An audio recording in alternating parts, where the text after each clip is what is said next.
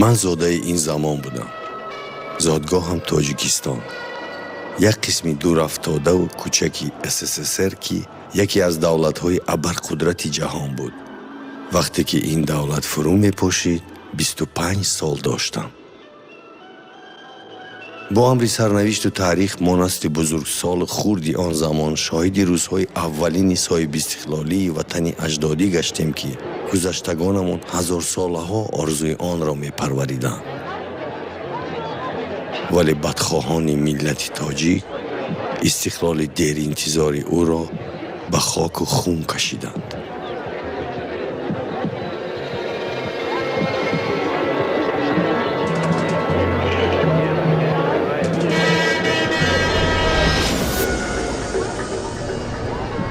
این منظره ها پیش چشمان ما رخ می دادند و به تمام جهان پراکنده می شدند. امتحان بزرگترین دیگری تاریخ پیش ما آمد. امتحان رهایی از ورشکستگی و نیستی، امتحان نگاه داشتن استقلالیت، امتحان دولت سازی.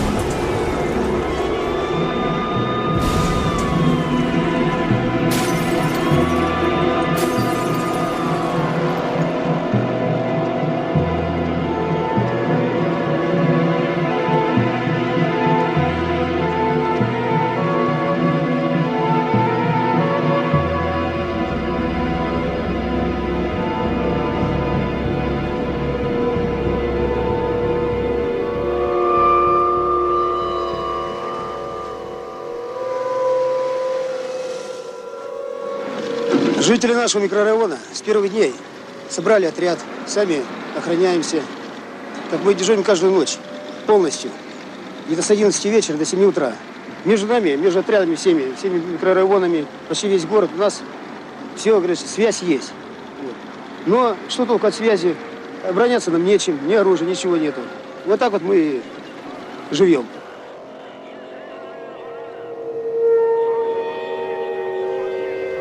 баъди пошхӯрдани иттиҳоди шӯравӣ аз мероси СССР ҳамонвақта ба Тоҷикистон дар соҳаи ҳарбӣ ягон чиз қарибе ки боқӣ намонд.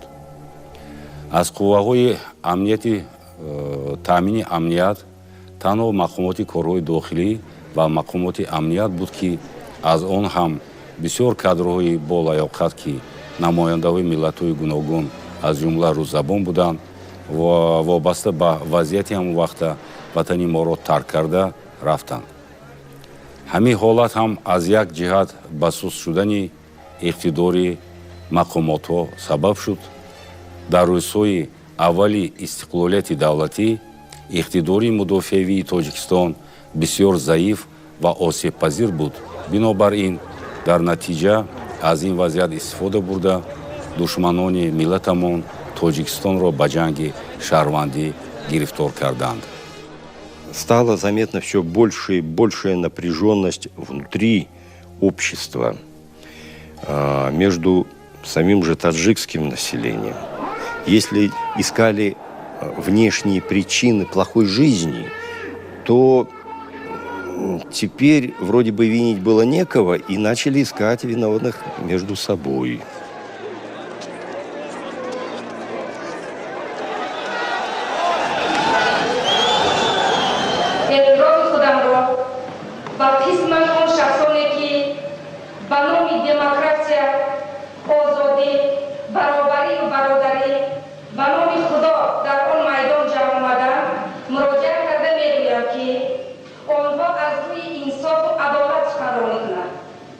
هر یک سخنهای نادرست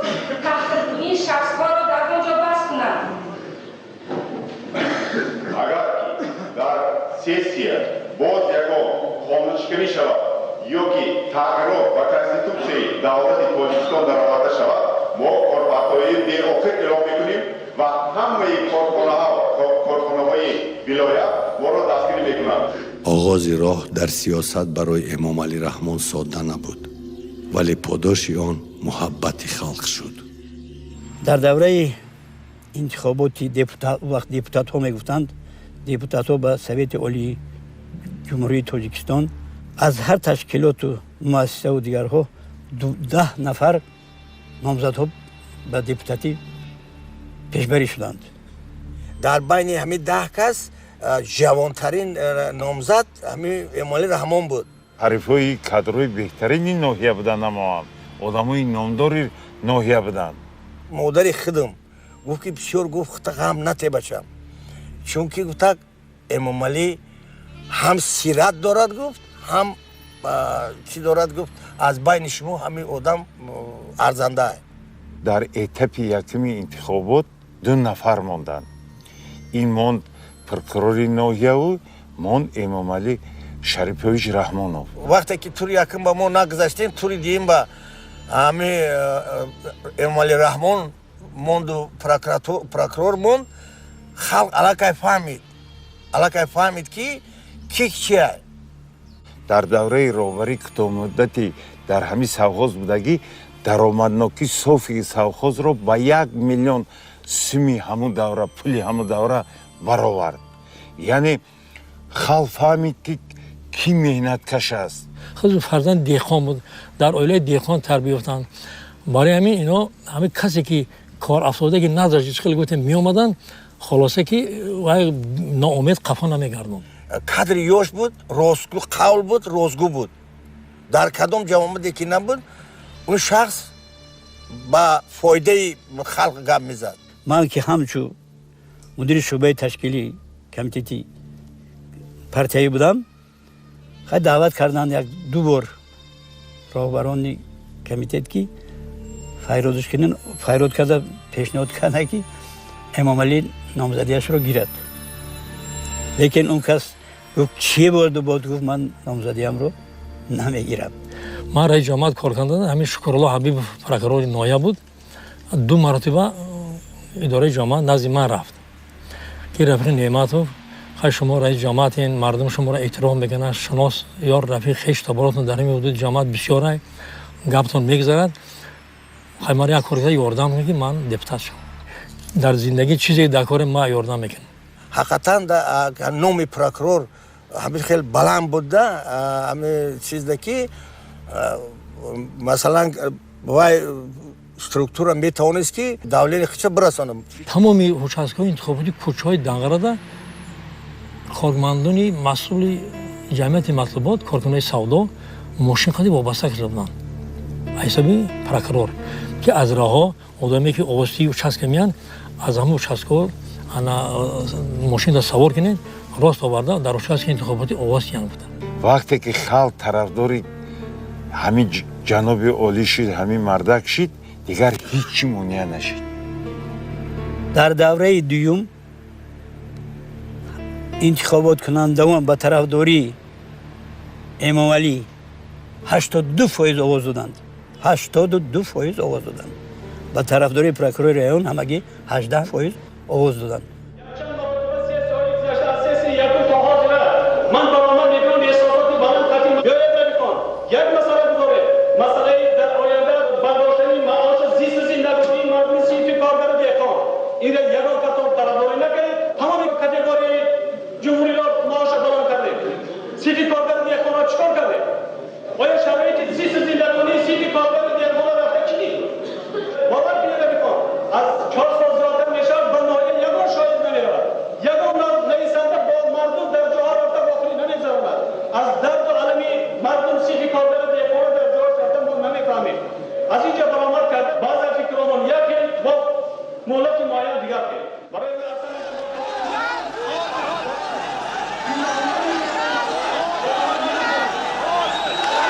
Почему получилось так, что ни в одной из государств бывшего Советского Союза не произошло той трагедии, которая произошла в Таджикистане?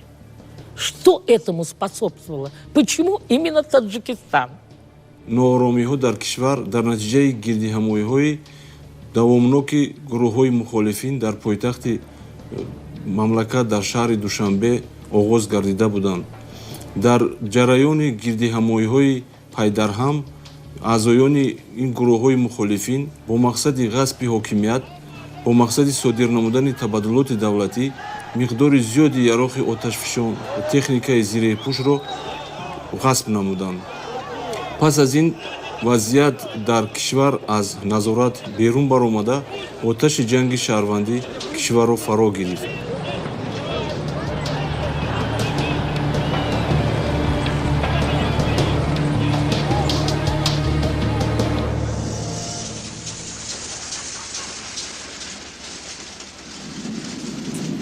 агар таърихро барогардон кунем, дар ҳама лаҳзаҳои вазмин ва душвори ин ё он халқҳои дунё, тамоми вазминӣ ва душворӣ бар души мардум аст, бар души халқ аст. ҳама вазминиро халқ мебардорад. сиёсатмадор як аст. агар сиёсати сиёсатмадорро кули мардум дастгирӣ накунад, ҳеҷ аст. пеш аз манам роҳбаро буданд. ҳеҷ гоҳ аз халқ дур шудан дар кор нест. ҳеҷ гоҳ. ва хиёнатам кардан дар кор.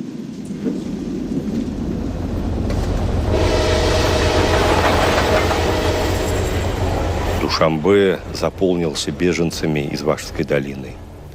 Эти пропашные хлопковые вот эти вот Белоруссии тракторы вот, с прицепленными этими хлопковыми тележками, куда сгрузили скарб, детей, там женщин. И вот они ехали оттуда. Все гостиницы, значит, заняли, где можно жили. Перебои с хлебом, эти огромные очереди, где люди стояли ночами для того, чтобы купить буханку хлеба.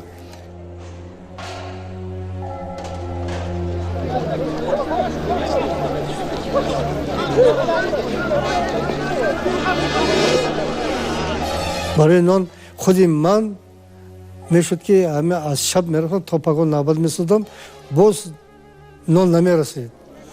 شما باور کرد که اکثر همون فروشنده ها شناسای ما بودن، اما از ترس به نبرد چکن نان میتید همدیگر رو میکشتن.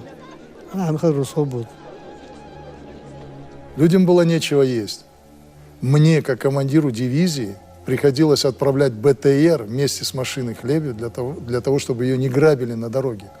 Что происходило? Машина подходила к перекрестку, налетали голодные люди и забирали этот хлеб. Вот для того, чтобы распределить этот правильно хлеб людям, были мы вынуждены сопровождать вот эти машины.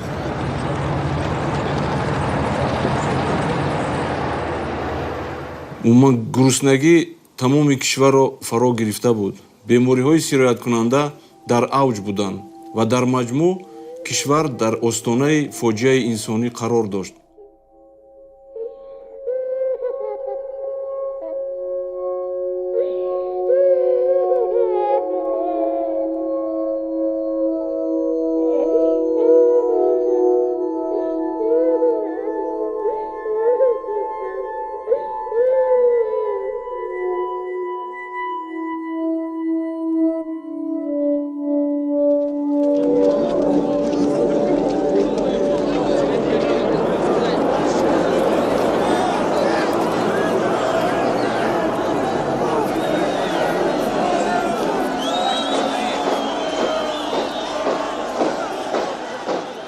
ما که در جوش و خروش همین واقعا بودیم، اون زمان ما تقریبا نمی‌دانستیم که این کار را کی میکند، این اختلاف را کی میاندازد. ما این را بعد از سالهای مدید، بعد از تبادلات عراق